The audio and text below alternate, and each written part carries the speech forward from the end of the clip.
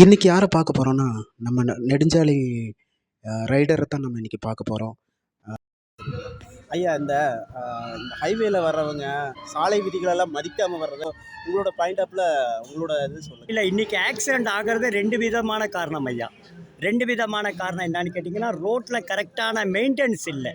அடுத்தது என்னன்னு கேட்டிங்கன்னா, ரோட்டில் நிறைய நாய்கள் இருக்குது. ஹைவேல வந்து ஒரு நாளைக்கு நீங்கள் பார்த்தீங்கன்னா ஒரு 20-25 நாய் அன்றாடம் செத்து போகுது. காரணம் என்ன? எல்லாருக்கும் அவசரமாக இருக்குது. ஆனால் அவசரம்னு தான் போகிறீங்களே தவிர, யாராவது நிதானமாக போகணும். நம்மளுக்கும் குடும்பம் இருக்குது, நமக்கு ஏதோ ஒன்று ஆயிடலாம். ஆனால் நம்ம குடும்பத்தை பார்க்கறது யார்? அவங்க அழுகுது இருப்பாங்கல்ல. காலை உடைச்சிட்டு உட்காந்துட்டா அவங்களுக்கு யார்? நிதானமாக ஓட்டினா பிரச்சனை இல்லை.